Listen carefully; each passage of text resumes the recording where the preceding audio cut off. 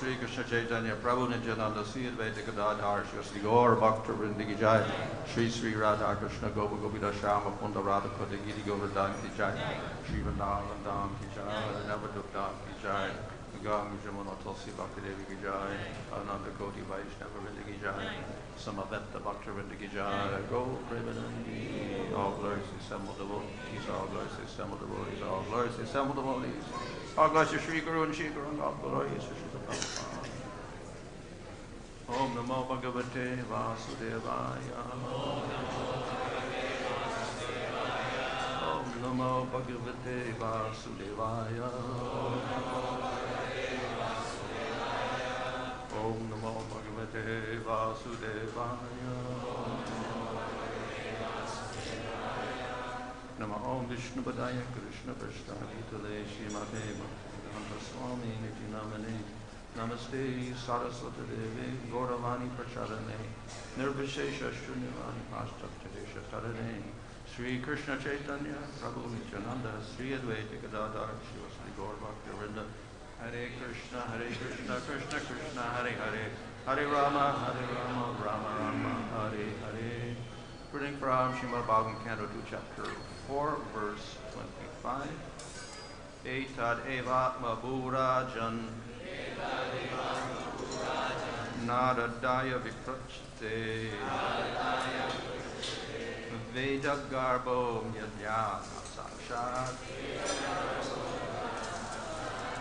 Yad Aha Harir Atmana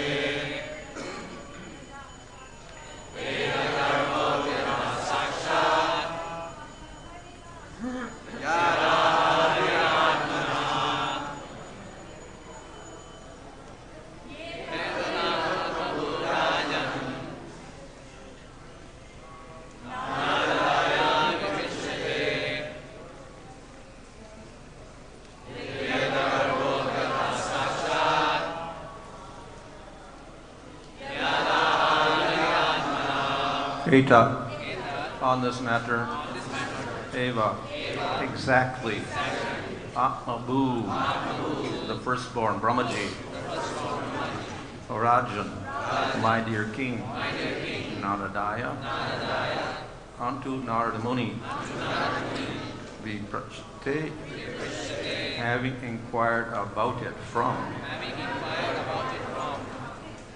Veda Garbha, one who is impregnated with Vedic knowledge from birth. Abhyada, apprised, Saksha, directly.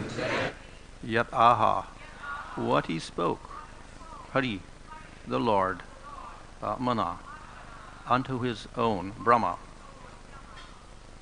Translation, my dear king, Brahma, the firstborn, on being questioned by Narada, exactly apprised him on this subject as it was directly spoken by the Lord to his own son, who is impregnated with Vedic knowledge from his very birth. Purport, as soon as Brahma was born of the abdominal lotus petals of Vishnu, he was impregnated with Vedic knowledge, and therefore he is known as Veda Garbha, or a Vedantist from the embryo. Without Vedic knowledge, or perfect infallible knowledge, no one can create anything. All scientific knowledge and perfect knowledge are Vedic. One can get all types of information from the Vedas, and as such, Brahma was impregnated with all perfect knowledge so that it was possible for him to create. Thus Brahma knew the perfect description of creation as it was exactly apprised to him by the Supreme Lord Hari. Brahma, on being questioned by Narada, told Narada exactly what he had directly heard from the Lord. And Narada again told exactly the same thing to Vyasa, and Vyasa also told Sukadeva exactly what he heard from Narada. And Sukadeva was going to repeat the same statements as he had heard them from Vyasa. That is the way of Vedic understanding. The language of the Vedas can be revealed only by the above-mentioned disciplic succession and not otherwise. There is no use in theories. Knowledge must be factual. There are many things that are complicated and one cannot understand them unless they are explained by one who knows. The Vedic knowledge is also very difficult to know and must be learned by the above-mentioned system. Otherwise, it is not at all understood. Sukadeva Goswami therefore prayed for the mercy of the Lord so that he might be able to repeat the very same message that was spoken directly by the Lord to Brahma, that was directly spoken by Brahma to Narada. Therefore, the statements of creation explained by Sukadeva Goswami are not at all, as the mundaners suggest, theoretical, but are perfectly correct. One who hears these messages and tries to assimilate them gets perfect information of the material creation. Thus, in the Bhagavatam purports of the second canto, fourth canto of Srimad Bhagavatam, entitled The Process of Creation. So this verse explains the process of passing on knowledge. And of course, this is special knowledge. One, knowledge of how to create the material world, which is, we can say, material knowledge in one sense, because we're making material things. The other aspect, of course, is there is a transcendental aspect here, which we'll find here in the Bhagavatam and also in Brahma Samhita.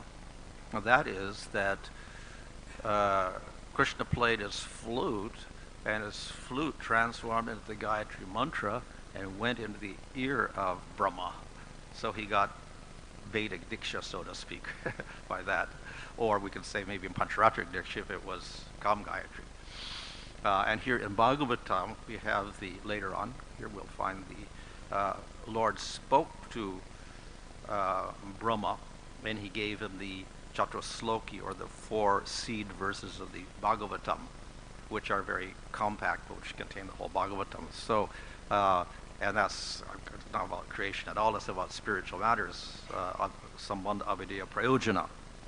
So, therefore, the Supreme Lord gave Brahma not just material knowledge, he also gave him spiritual knowledge in the form of mantra and teachings, spiritual teachings in the Chatusloki, which is the essence of the Bhagavatam. So, these things were conveyed by Supreme Lord personally to Brahma. Brahma gave it to Narada, Narada gave it to Vyasa, Vyasa gave it to Sukadeva, Sukadeva gave it to Parikshit. So that's what the knowledge we're getting is the Bhagavatam. That comes out of what knowledge the Lord gave to Brahma originally. So it's not just the matter of creation, that knowledge, but knowledge, spiritual knowledge of Bhagavatam. Of course, as explained in the purport, the Bhagavatam also has this knowledge about the creation. So in the 3rd, 4th, and 5th cantos, we got a whole story of creation, and particularly in the 4th canto, there is Brahma's creation, how he creates the different species of life, and then he goes and creates the 14 planetary systems, and these are described in the 5th canto of Bhagavatam in quite a lot of detail. So this is the way in which even the material knowledge gets transmitted. But then ultimately the Bhagavatam is not so much concentrating on that, but explaining the ultimate spiritual knowledge, the highest spiritual knowledge. Of course, we could say that Bhagavatam contains everything, just as the syllable Om contains all of the Vedic knowledge, which means material and spiritual knowledge. The Vedic Gayatri mantra also contains that. We can say the Pancharatric mantras, like the Krishna mantra, also contains that, or the Kam Gayatri also contains all that knowledge. That's explained by in the Gopaltapani Upanishad, how the Krishna mantra has got all the elements in it, it's got all the creation in it, etc. So that's all there, but of course the ultimate import of Bhagavatam is not about creation of the material world, obviously creation, destruction, all these topics of the Bhagavatam, Sarga, Visarga, etc., but rather it's about the asraya of everything, that is Krishna. And not just the asraya, but the special asraya, which is Swayam Bhagavan Krishna. And of course the essence of Krishna is his bliss. And not just his bliss, but his bliss with Radha, so Madhurya Bhav, etc. That's the ultimate essence of the whole Bhagavatam. So all of this is conveyed from Supreme Lord to Brahma, etc., coming down in a line. So that transmission of knowledge is quite special, and it's described here in the Bhagavatam. Lord spoke to Brahma, etc. But it's also a little bit, we could say, not just, we shouldn't take it as a material transmission, like we speak every day. So therefore, of course, the word is, he was impregnated with Vedic knowledge, somehow or other. And in the first verse of Bhagavatam is, Tene Brahma Hridayadi Kave Mohyanti Suryaha, the Lord imparted, transmitted somehow to Brahma that knowledge of Krishna. Satyam Param Divahi, Satyam Param is Krishna. So somehow that knowledge got transmitted to Brahma. So it's not just words as such, at least material words that transmitted. It is something very special. But it goes through this, while we're in the material world, that transmission goes through a certain process which we call parampara, etc. Succession. Sampradaya, in which one devotee speaks to another, the other devotee receives it, and then he absorbs it, and then he speaks it to another. So there's the external aspect of transmission there, of sound, which is also there in the material world. So in India especially, for material knowledge, like let's say music, you have a guru parampara also. And this one was 500 years back. He taught this person these certain ragas and this certain method, and he established a whole system, and that line of teaching is coming down today. So material knowledge also is transmitted in the material world in Vedic tradition in a similar way. One person speaks to another, and that knowledge cannot be exactly conveyed by a book or anything else. So it has to be done personally by that person. So the same with spiritual knowledge. That has been the tradition. Even with the Vedas, not to speak of Bhagavatam, but the Vedas, they are also transmitted personally from one person to another. It was an oral tradition that went down from one person to another. So the guru would see if a person was properly qualified, and when he was qualified, he would accept him as a student, and then he would teach him. And go on like this. And the more qualified he was, the more knowledge he would give until he got full knowledge. And we say obviously they do have to learn the material aspects in terms of memorizing all the syllables of the Vedas, inside, outwards, backwards, forwards, etc. They have to know it inside out with all the meanings, etc.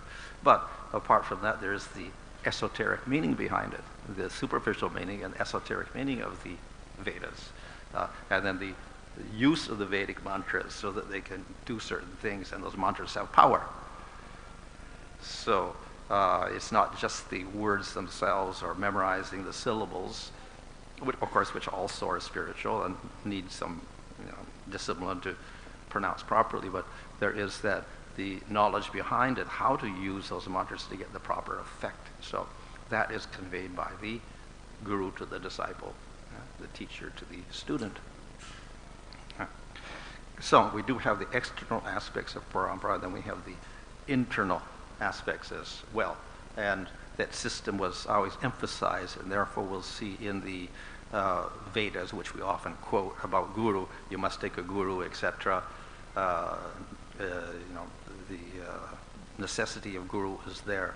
So that tradition is emphasized to the extreme.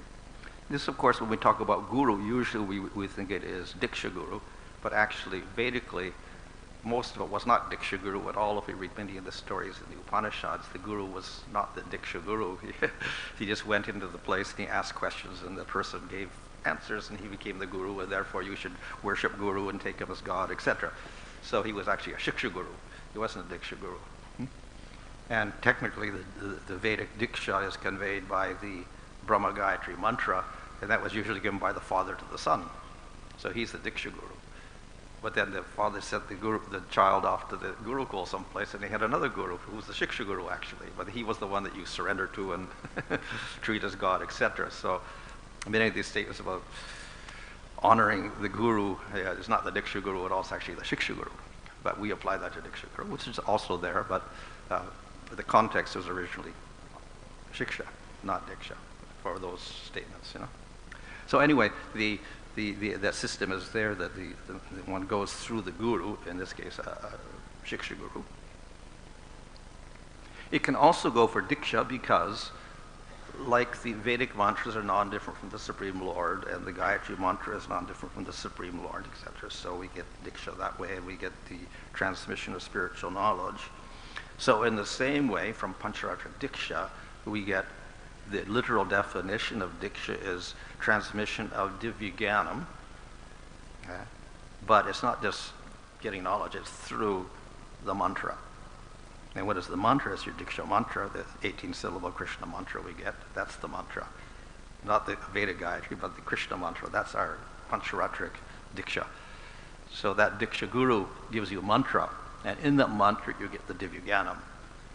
So therefore, we're getting knowledge through mantra, just as Brahma got knowledge through hearing the flute sound, which became the Gayatri mantra and went in his ear.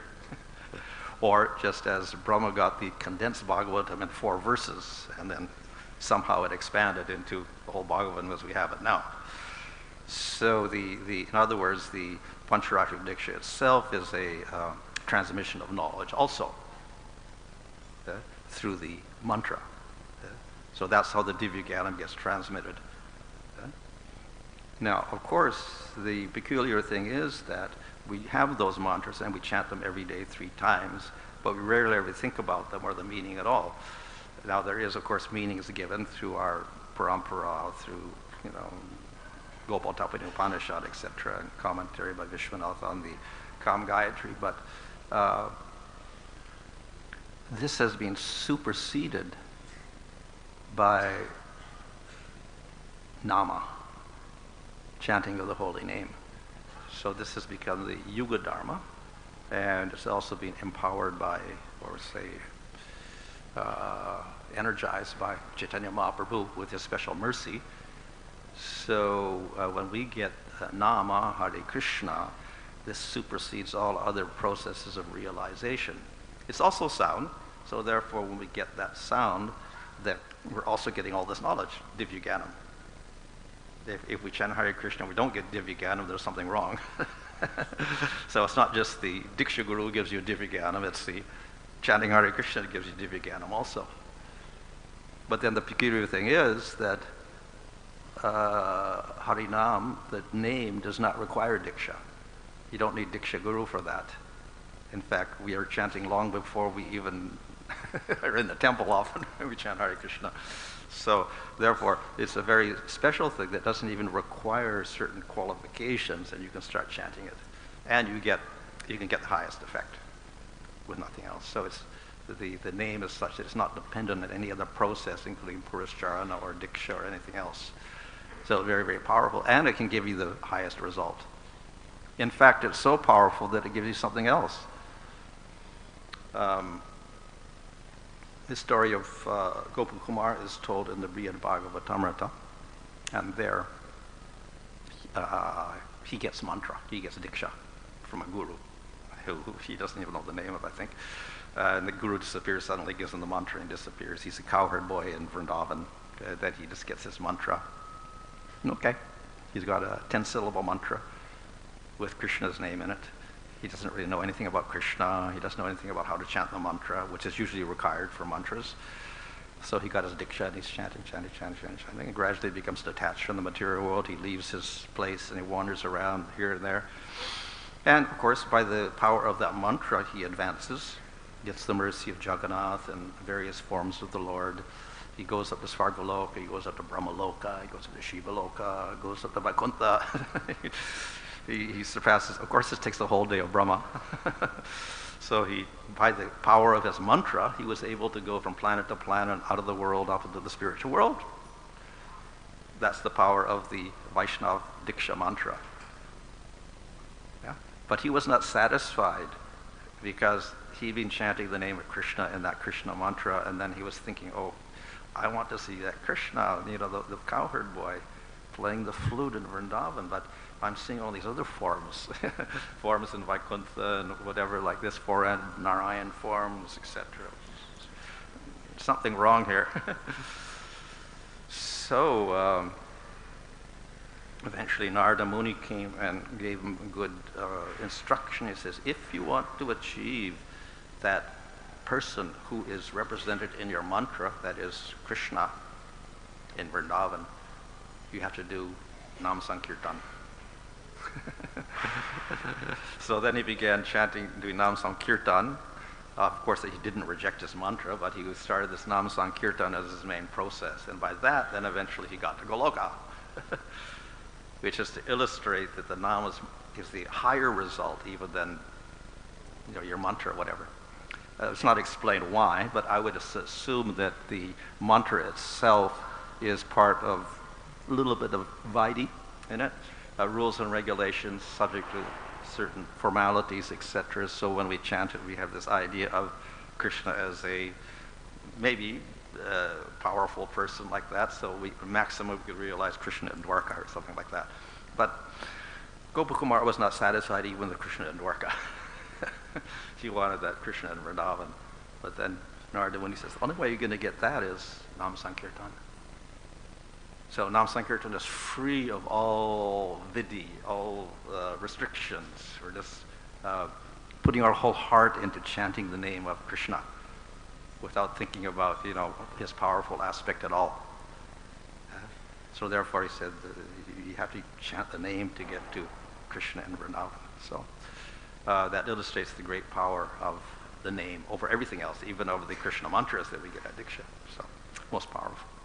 And that is also the reason why Chaitanya Mahaprabhu has emphasized over everything else the chanting of the holy name. If we look at the majority of the teachings, Lord Chaitanya is going out and say, chant the holy name, chant the holy name. That's his main process. He goes to South India, he says, chant the holy name. Comes back to Puri, he says, chant the holy name. That's his main lesson. He's not saying take Diksha or do this or even study scripture, whatever. They're all there, of course, but they are secondary aspects. Yeah? So, therefore, the emphasis is upon the name because it can give you that highest goal. We can get, of course, various levels of goal. You can go to Vaikuntha, you can go to Ayodhya, you can go to Dwarka, whatever, but for Chaitanya Mahaprabhu, the highest goal is Vrindavan. And of course, in Vrindavan, that we get realization of Radha and Krishna. So that's why we have Radha and Krishna deities in our temple. So if you want that, then you have to do kirtan. So that's why he emphasizes the process of kirtan above everything else. But he does not reject anything, so we see that Lord Chaitanya also took Diksha, and of course his followers also had Diksha, and later on they also followed that system. But nevertheless, Lord Chaitanya is emphasizing the Nam Sankirtan as the main process.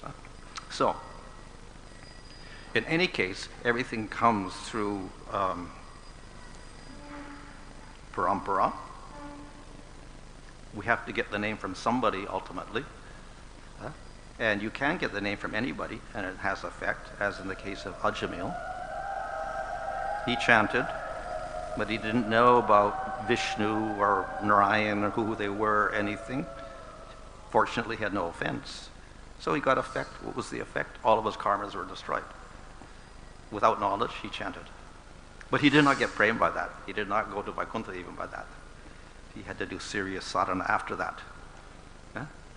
So, therefore, the name is independent, but we do have other auxiliary processes which push us in the right direction. So part of that is knowledge. And of course, it's a Vedic knowledge. But then, and Brahma, of course, produces the 4 Vedas, etc. But as Jiva Goswami has mentioned, the essence or the final conclusion of all the Vedas is Srimad Bhagavatam. It is the conclusion of the Vedas, and the conclusion of the Vedas, or the essence of the Vedas, is in the Upanishads. And the Upanishads are explained in the Vedanta Sutra, but that's also difficult to understand. So the meaning of the Brahma Sutra is in the Bhagavatam also. And the Bhagavatam is also the meaning of Mahabharata, of which the Bhagavad Gita is the essence. And it's also the essence of all other Puranas. So Bhagavatam, therefore, is the final word in knowledge. We're talking about knowledge, transmission of knowledge here. So Bhagavatam is the essence. And we see that Brahma was qualified, so he got the essence of that knowledge in the 4 slokas, the 4 root verses of the Bhagavatam, which expand into the whole Bhagavatam. So in other words, Brahma got the Bhagavatam in a condensed form. Then he gave it to Narada Muni. Narada Muni gave it to Vyasa. Vyasa wrote the whole Bhagavatam, expanded it a lot. And then surprisingly, Sukadeva got it, and it became even better. So the transmission of knowledge is we could say extraordinary, or achintya, or very astonishing, because from a few words it becomes a whole Bhagavatam, and then the Bhagavatam again transforms to become even sweeter. So this is all by the method of transmission. Krishna plays his flute, or Krishna gives a mantra, and then it expands and expands and expands. So it's not an ordinary type of transmission, in other words. Something happens there by which things expand and expand and expand. So of course we do have the words like the mantra or the 4 slokas of Bhagavatam, but through the realization of the individual, such as Brahma or Vasudev, things get very, very expanded. So therefore, along with the just transmission of the bare knowledge, there's something that goes with it. And that is why the teacher is necessary to impart that to the disciple. So as I said, even in the material world, they do the same thing with music, etc. So that is why the tradition is there for the Vedic knowledge and also for our knowledge of Bhagavatam. We come through the line of succession. Unfortunately, Lord Chaitanya did not write much except the Shashastaka, but he empowered his disciples like the Goswamis to write works. So they were the ones that began to write commentaries on Bhagavatam and other works to explain exactly what Lord Chaitanya had in mind for the transmission of knowledge. So they become our source of all that knowledge. And that is being handed down through our parampara system. And that's how we get the knowledge. So, but again, the knowledge is coming down, but then, we can read all the books, get all the knowledge that way. But again, that also can be faulty because if we don't have the bhakti, if we don't have the devotion or the ruchi, then we don't get the essence. Yeah. So as Bhagavatam itself says, Bhagavatam is like Mohini avatar. And we all know Mohini avatar was very famous because was Supreme Lord in the form of an attractive woman. Krishna is all attractive, but if he becomes a woman, he's also very attractive, most attractive. And he was most attractive because he had a little trick to play on the demons. All the demons became bewildered by Mohini. And the whole purpose, of course, was to take the nectar from the demons. So Mohini bewildered the demons, and she said, "Give me the nectar." And the demons were bewildered, so they gave her the nectar. Because why? Because she's Mohini, she's a beautiful woman, and she likes us. So we'll give her anything. She likes us so much, we'll do anything for her. We trust her. So they gave the nectar without fighting with her. Mohini gave the nectar to the devatas. Finished. So they got cheated. Demons got cheated by Mohini. So Bhagavatam is Mohini. It cheats the demons and gives to the devotees. So if you have the proper mood in reading Bhagavatam, which we have to get through teaching, through acharyas, through parampara, proper method of devotion, then we can appreciate the Bhagavatam and we get the nectar. Whereas others who don't come in a parampara, who are materialists or atheists or impersonalists or whatever, they'll read the Bhagavatam. They'll get a completely different meaning. It's not wrong, but it's not that sweet meaning. It's not the same thing. So they get cheated of the nectar, which is the essential meaning of the Bhagavatam. So that's open to the devotees of the Lord. Yeah. Similarly, in the Nectar Devotion, there, Rupa Goswami, after explaining a little in the first part, he says, you can understand all of this by ruchi, not by tarka, not by material logic. So we can go and study the Bhakti Rasamrita Sindhu with all of its complex ideas or whatever like that in a logical way, as they may do in a university, study it this way or that way and everything. But we can miss the whole essence by doing that. So that's the Tarka approach. We can discuss Bhagavatam or Nectar Devotion through our material logical abilities and come up with some sort of conclusion, but we miss the point. We have to have that devotion and that ruchi, that taste. Then we can get the real essence, the meaning of what rasa is and what Bhagavatam is. Huh? So in this way, we have the works like Bhagavatam, we have the commentaries, which puts us in the right direction. But again, we do have, as Rupa Goswami says, you do have to have that taste, the ruchi behind it. Yeah. So somehow or other we have to read, but we have to have the devotional aspect as well. Very, very necessary. So how do we get that? And why should we get that? Well, the why is pretty logical. If we don't get the proper understanding, we can't get the proper goal. The whole purpose of Bhagavatam is to help us taste that sweetness, the highest fruit on the desire tree of the Vedas. But you can't get that taste unless you follow the proper process. So therefore, that's what we have to do. So how do we get that taste? So again, it comes through tradition. One who has taste can give you the taste. One who has bhakti can give you bhakti. So bhakti is not produced by punyas or karmas or whatever. Austerities or bathing in holy rivers or whatever like that. It's only produced by other previous bhakti. Of course, if we're fortunate in previous lifetime, we did some bhakti, so we continue from there and it goes on. But eventually there's a point in the past where did the original bhakti that I have come from? Because I must have started from somewhere. And the answer is it came from another devotee. So ultimately, a devotee gives you the bhakti, and then you develop the bhakti. Where did that devotee get the bhakti from? He got it from another devotee. So, in other words, but then where did the bhakti come from? The original devotee obviously comes from Krishna, because Krishna is there and he's speaking to Brahma, and Brahma is speaking to Narada, and Narada is speaking to Vyas. So ultimately it's coming from Krishna. Yeah. So the idea is ultimately bhakti is a Shakti of the Lord. It's the essential part of the Chit Shakti of Krishna, the internal Shakti, Antaranga Shakti of Krishna, composed of Hladini and Samvit Shaktis. So that's bhakti. And it's in Krishna, it's part of him, essential part of him, most essential part of Krishna, by which he gets bliss. That gets imparted to a devotee in a seed form, and it develops like that. That devotee develops that bhakti, so he's got a little bit of that Shakti in him, and he can impart it to another person. So in this way, from Krishna to the devotees, to the devotees, to the devotees, that bhakti goes on like that. So that's how the parampara goes.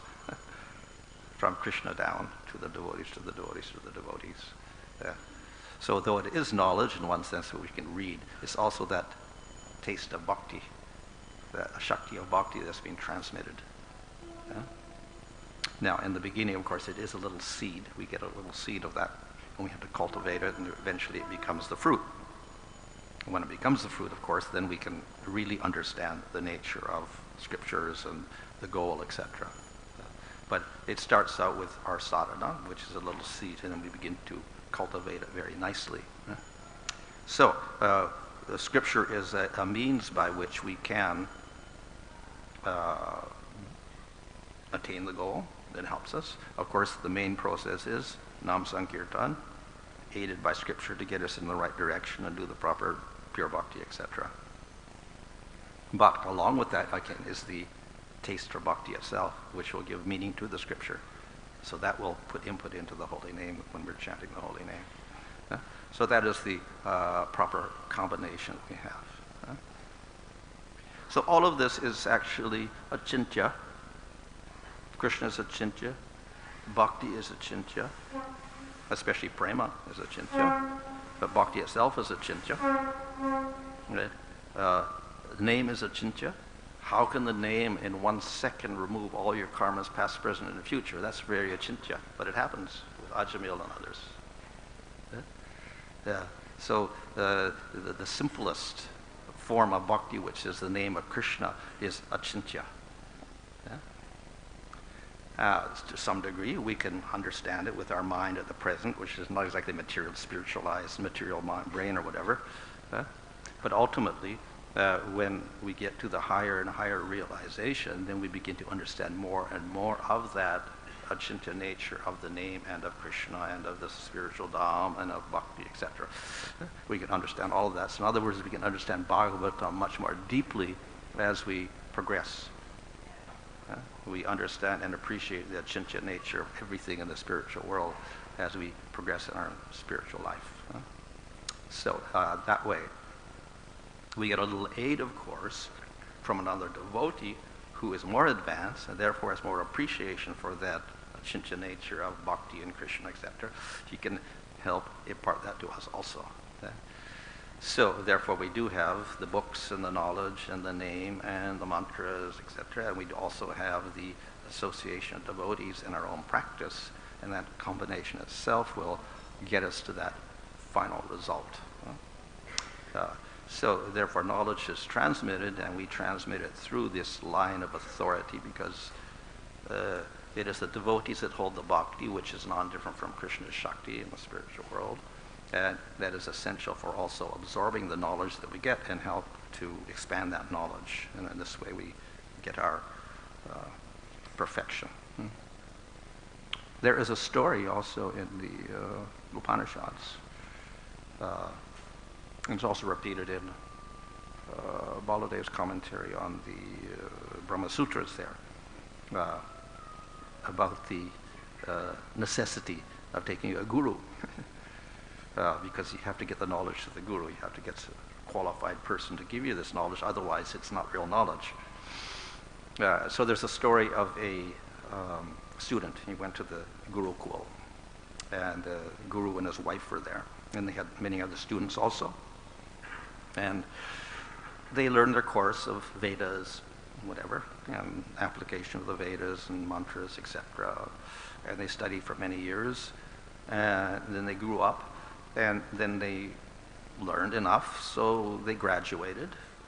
And then they went home and got married, like brahmacharis. After they graduate, then they'll go home and they get married usually. So that happened. But this one student did not go. He remained with the guru.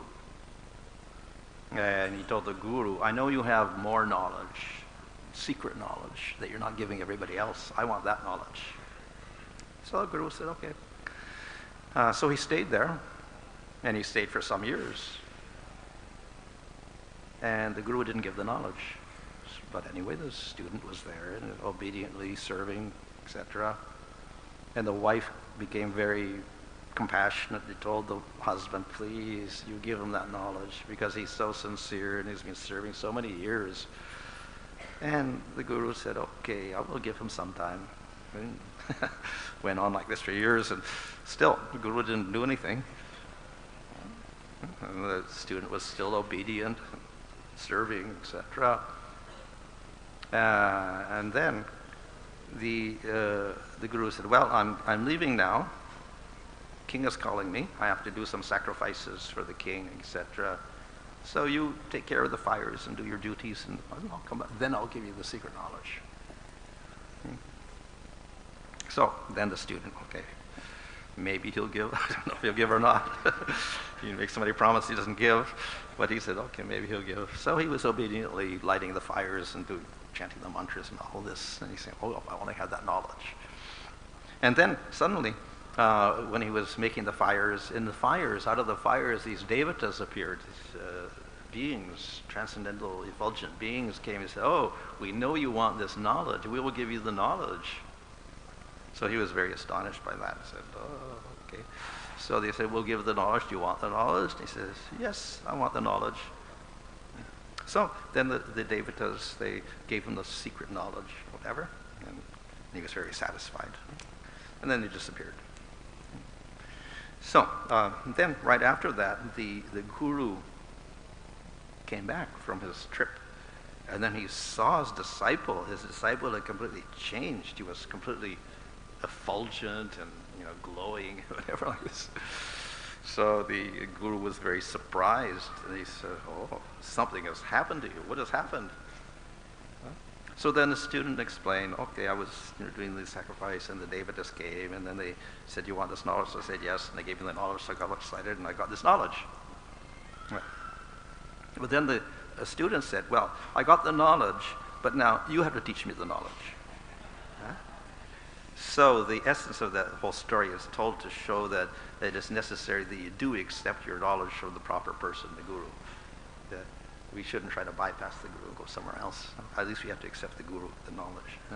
So that is the idea of the parampara here, that we have to go through that system of knowledge, and we don't go beyond that and try to get the knowledge from somebody else here or there. Or even if we do, we come back and get the same knowledge. We confirm that knowledge and, let's say, make it authorized through our own parampara system. So therefore, and of course that was not Diksha Guru, also that was Shiksha Guru again. So anyway, this knowledge is largely Shiksha anyway, so it's coming through that process. So we do have to accept the tradition of taking the knowledge. So one other point is that, yeah, we get the knowledge. The more knowledge we get, then the tendency in the material world is to become proud. More knowledge, more wealth, more position, or whatever, we become proud. Whatever more we get, we become proud. That doesn't really work. It's counterproductive in terms of spiritual life. Because the more spiritually advanced we become, the less proud we become. So we have our basic tenet there in chanting the holy name, Chinada Pisanichina. If you want to chant always, you have to chant with humility and be lower than a blade in the grass and be more tolerant than a tree. So that's essential. That's an essential element of beginning bhakti process. So what happens as one advances, that attitude will not change, but it becomes deeper and deeper and deeper. So therefore, the more advanced devotee is more humble. And therefore, in Brihad Bhagavatamrita, Sanatana Goswami says, the gopis are the highest devotees, but they are the humblest. They have the most danya. They're in the low. They feel themselves in the lowest position, even though they're the topmost devotees. And of course, the top of that is Radharani. She's the topmost. But she feels lower than the lowest gopi, and lower than any other living entity. So then the ultimate perfection of spiritual life is to be utterly humble, be lowest of the low. So therefore we should not become proud of our knowledge also. Then it becomes material. So our advancement and our knowledge in bhakti will fruit if we also have that humility that goes along with it. And the more knowledge and the more bhakti we get, the more humble we become. It should not be the opposite. Then think we know everything. So that pride will interfere with the real realization of that knowledge. Okay? So we have to be very careful that we can get knowledge, but yeah, we have to get it in the right way with the bhakti, and along with the bhakti comes the humility. And that way we get actual knowledge. So this is the way in which everything is transmitted, and the parampara has come down like that. In our line, of course, from Chaitanya Mahaprabhu to the present day. So we should try to follow that system as much as we can.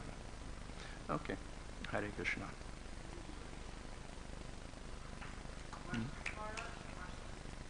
Yeah, I guess so. Who was the question? You have a question? I don't. Here's a mic here.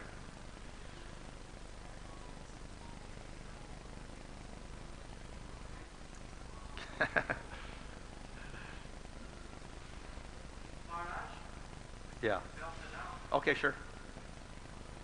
By the way, fantastic class. It should be back to God and article.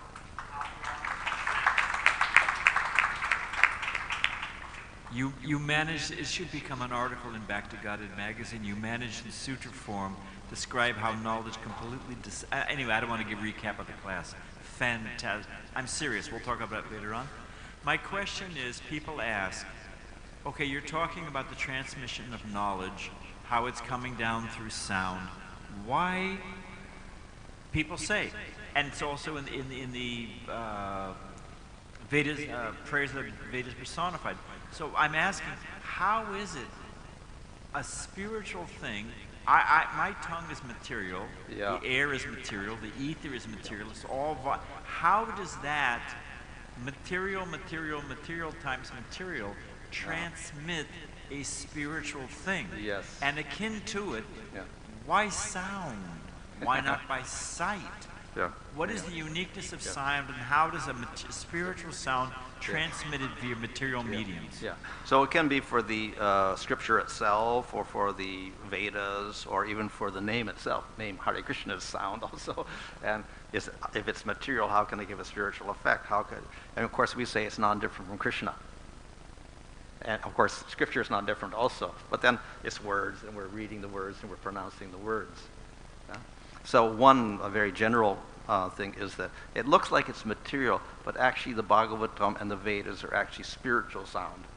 But somehow it has a material appearance, but it's actually spiritual sound. How is that? Because the Lord himself has Shakti, spiritual Shakti. And through that spiritual Shakti, he can manifest himself in the material world. He can also manifest sound, spiritual sound in the material world in terms of the holy name or the scripture. But when we look at Krishna, we may think a demon will look at Krishna and say, oh, he's got a material body. But it's not. In the same way, a materialist will look at the Bhagavatam or the Vedas or holy names. Oh, it's material sound because we can see it going through the airwaves and when you pick it up with a microphone, etc. So it has a material appearance, but actually it's spiritual sound. So that's one way of explaining it. Another way of explaining it is in terms of there's 4 levels of sound. One is the para sound, that's a spiritual sound. And then as it manifests to us in the material world with our material bodies, it goes through the various chakras, and it goes through different stages of pasyanti, etc., and madhyama, and it comes out as a vaikari, which is the audible sound. We can say the syllables finally with our voice, and somebody can hear it. That's the level we communicate on. But actually it's para in essence, but it gets these little bit of covering over it so we can access it with our material senses. So ultimately, it's got a material appearance, but ultimately it's spiritual. But you may not understand it's spiritual, especially if you're covered over with material energy. You won't get much of an effect. If you're more devotion inclined, the jiva can attract that spiritual para essence out of it beyond the material, so-called material coverings. Thank you. That's the best answer I've ever gotten.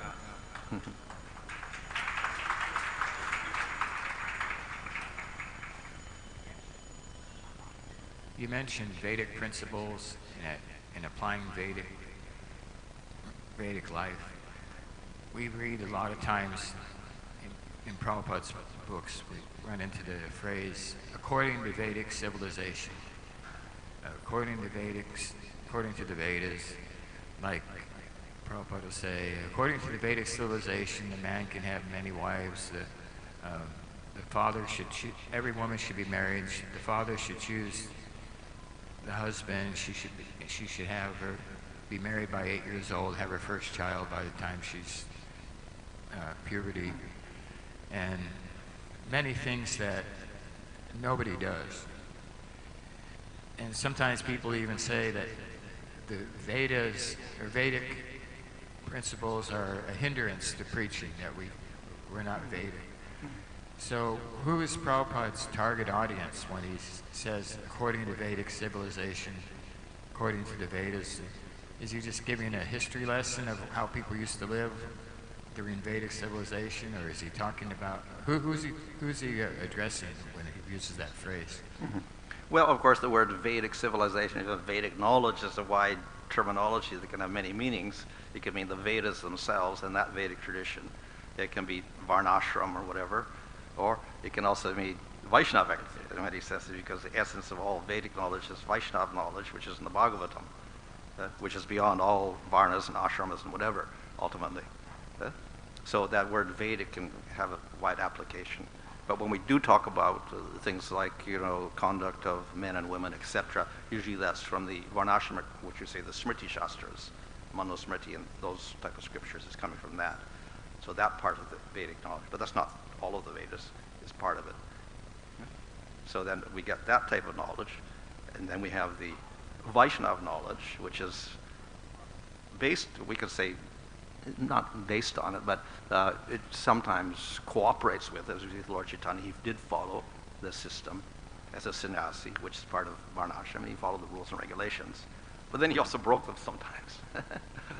So he ate in the house of the Brahmana, who was a fallen Brahmana, outcast because he had been Muslims sprinkled water on a Subudhi Rai, so he was outcast. So he's a sannyasi. He shouldn't take food at his house. He should only take food at a Brahman's house according to the rules of Varnashram. But he took it at his house because he's a Vaishnava.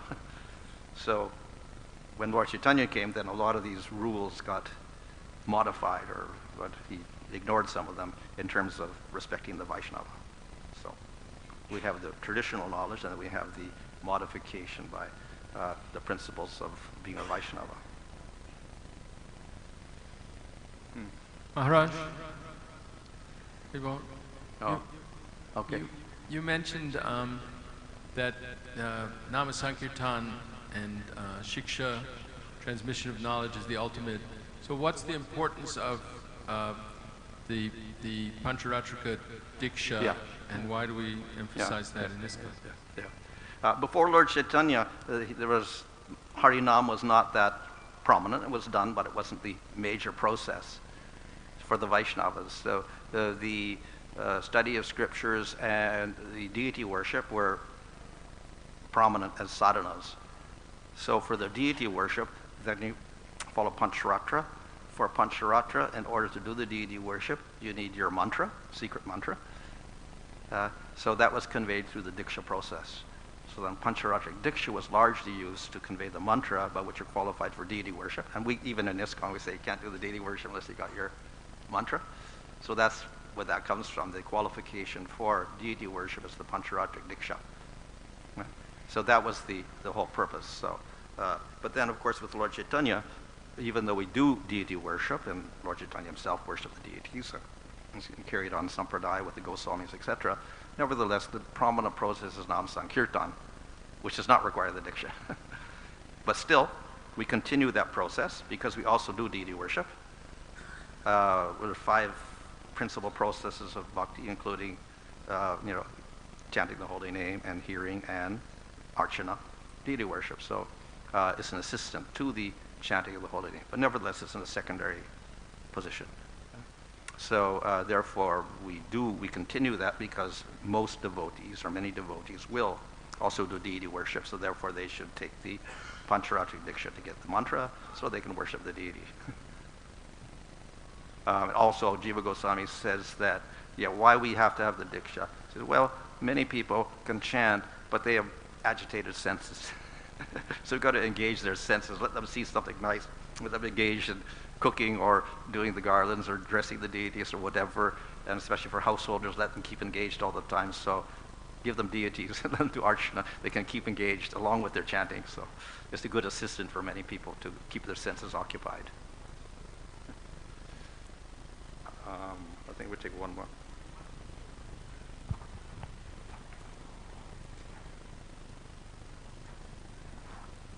Hare Krishna Maharaj. I'm wondering if you could tell me, I thought that I heard in a lecture of yours, Mystery of Sounds, about mantra and transcendental sound, that it keeps traveling around the world infinitely, and the material sound might travel around the world 7 times. Did you say that, or did I hear that from differently? No. Do you know about how transcendental sound moves? Oh, how does it move? Obviously, we would usually think of sound as moving through sound airwaves, or whatever, air particles, like hitting your eardrum and whatever. That's the material concept of sound, but ultimately, spiritual sound is not like that. So, and of course, even Vedically, material sound doesn't go that way. It goes through the ether. It doesn't go through the air. So sound goes through ether. Its medium is ether, not airwaves and air particles or whatever like that vibrating. So it's a little bit concept, even material sound is like that. But the spiritual sound is the para sound. So that does not even require ether. That's something else. So in other words, the sound can be transmitted, and maybe you cannot hear it audibly at all. That sound would go on like that.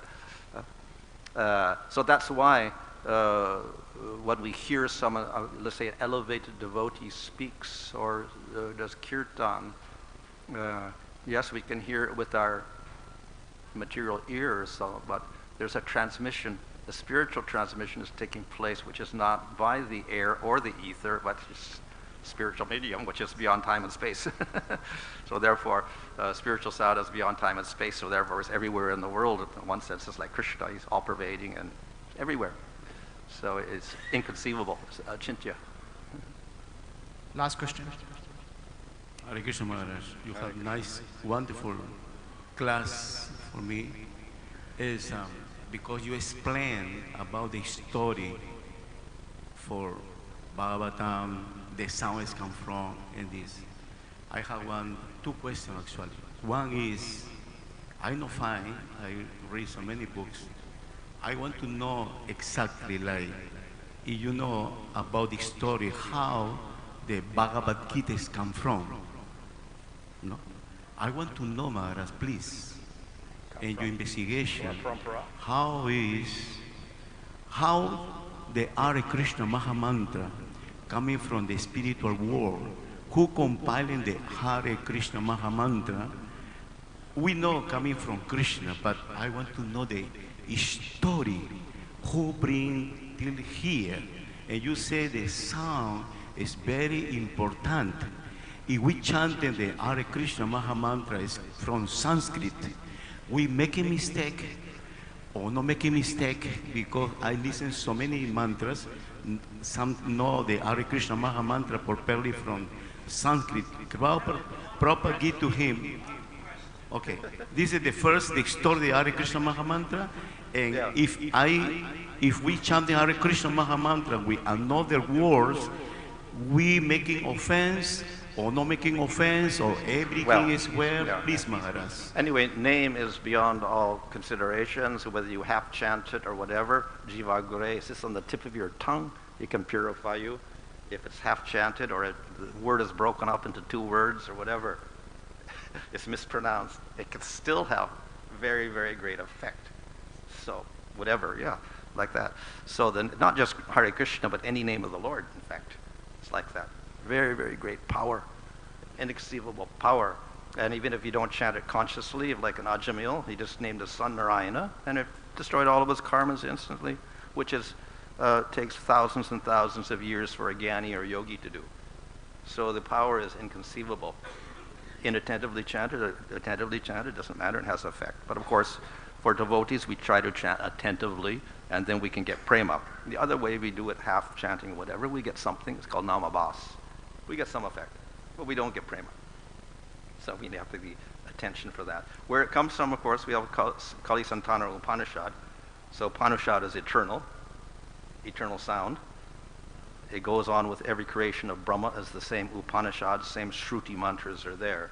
So therefore, Kali Santana Upanishad is eternal, and Hare Krishna is in there. It's in some other scriptures also, but this is one of the main things. So it's always there in the material world, but people don't notice it until Lord Chaitanya brings it out and he publicizes it. Okay. Hare Krishna. Thank you very much for hearing the classes, all Vaishnavas and Vaishnavis. So there is a wonderful book, those who want to take from Maharaj hand. This is called Chatu Shloki Bhashyam by Srinivas Acharya. We already know Chaitanya Mahaprabhu empowered 3 Acharyas, one of is Srinivas Acharya. So those who want to take from Maharaj hand can take. It is 100 rupees. You can give to the donation to there.